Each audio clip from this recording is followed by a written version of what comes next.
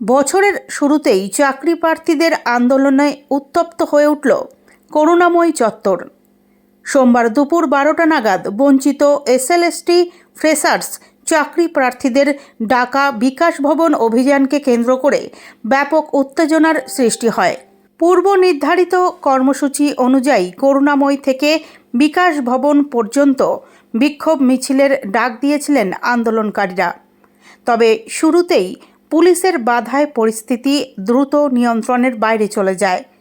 চাকরি প্রার্থীদের মূল দাবি ছিল যোগ্য প্রার্থীদের ক্ষেত্রে অভিজ্ঞতার ভিত্তিতে দেওয়া অতিরিক্ত 10 নম্বর বাতিল করতে হবে এবং দ্রুত শূন্য পদ বাড়াতে হবে। দাবি মানা না হলে আন্দোলন আরও জোরদার করার হুঁশিয়ারিও দেন তারা।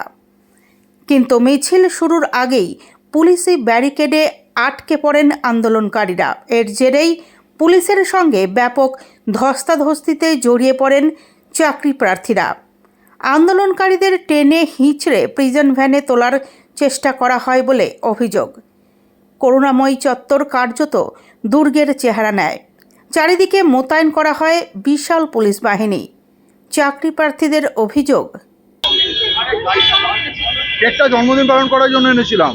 আমাদের আজকে কেকটা আনার এটাই উদ্দেশ্য ছিল যে শ্রদ্ধেয় মাননীয় মুখ্যমন্ত্রী শ্রী শ্রী মমতা বন্দ্যোপাধ্যায় ম্যাডামের আজকে জন্মদিন। লেখা ছিল না, লেখা ছিল না। আমরা শুধুই আজকে আমাদের ইনফরমেশন ছিল যে জানুয়ারি মাসে জন্মদিন, তাই আজকে আমাদের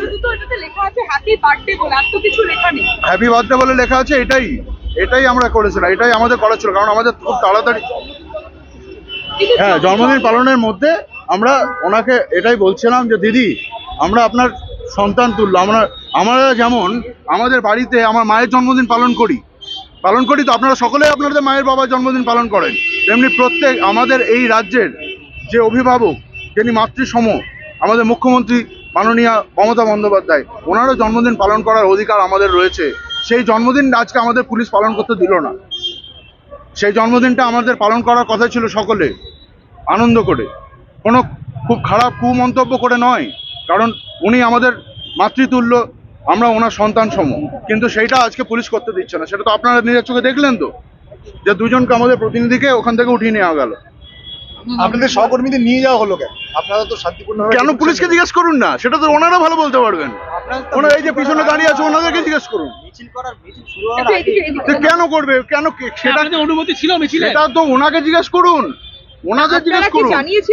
একদম আমাদের আজকে জানানো ছিল, আমাদের প্রিন্সিপাল সেক্রেটারির সঙ্গে দেখা করার কথা ছিল, ওনাকে মেল পাঠানো হচ্ছে, ডেপুটেশন দেওয়ার কথা ছিল, কিন্তু সেই ডেপুটেশন একদম আমাদের মেল পাঠানো হয়েছে। কালকে আমাদের মেল পাঠানো হয়েছে। আমাদের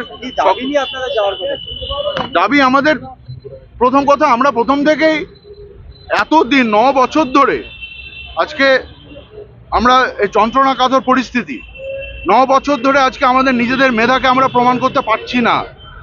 আমরা বারবার বলেছি যে শিক্ষক নিয়োগ হোক, স্কুল ফাঁকা, স্কুলগুলো উঠে যাচ্ছে, স্কুলগুলোর বেহাল দশা। আমরা যখন বিএড ট্রেনিং করেছিলাম তখনই আমরা দেখেছি কি অবস্থা। তারপরে আরো দীর্ঘদিন ধরে এই একটা বাংলার মানে একটা অস্থির একটা অবস্থা শিক্ষা ব্যবস্থায়। আমার নাম সমুদ্র ব্যানার্জি।